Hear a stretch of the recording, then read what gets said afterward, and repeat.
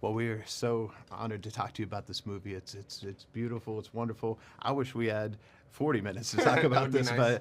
but you know the thing about this one is there's so much to unpack here, but I've never seen anything quite like it, and you got to find great joy into unveiling this to people because it is quite an experience. Yeah, I always go back to Hell County this morning, this evening. The films I can watch them forever, Yeah. over and over. They're so experiential and they're like lived memory for me. And so that people are connecting with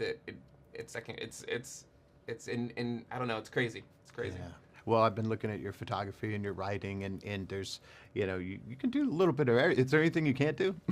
Yeah, most things. Everything Yeah. else is not, Yeah. okay, yeah. Well, and people will look up to you, this movie, and I know this is something for years people are going to talk about. What kind of advice would you give to somebody who wants to go into this world? Because you have to have this vision, but, Yeah.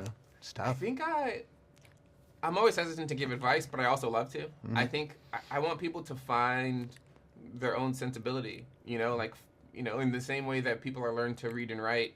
I want people to learn to read and write with images so that the images can be as distinct as their voice when they write. And in that case, I think people can have better access to our interior spaces. That's true. So my co-host is Drew Pearson, one of our great Dallas Cowboys. Caught the Hail Mary, went in the Hall of Fame. Yeah, yeah. He wanted me to make sure I ask your Hail Mary moment. And this might be it, but that moment in your life or career you just had to go for it, and it worked out for you.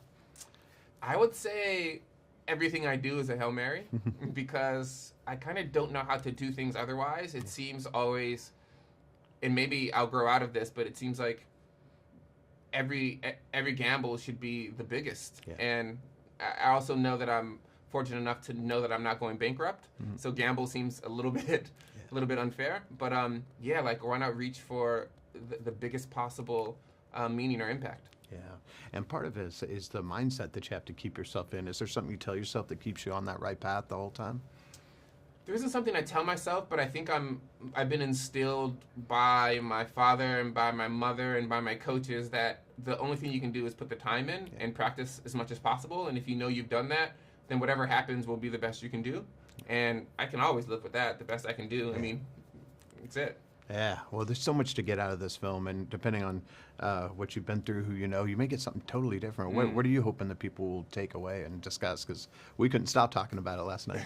I hope that people leave maybe unable to speak, trying to find the words, thinking about it over and over, the type of experience that people get when they jam on their brakes before they hit a car and they feel their life anew and they realize how frail and fickle things are, but also they feel alive. Yeah. I love that feeling, and if cinema can do that, especially in the context of identity and some of the core issues that are revolving in society, then I don't know if there's anything more meaningful for me. Yeah, and what should people know going in? Because we didn't know much, and I think it's better that way, right? Yeah, I think people need to know that just relax. Yeah. You don't. This isn't a movie in which you're going to understand it, in which traditional cinema is sort of giving you things to understand. It's something that you have to experience, and in that sense, to sort of get out of your own head and let the film happen. Yeah, beautiful. Hey, thank you so much for making it. It's a pleasure.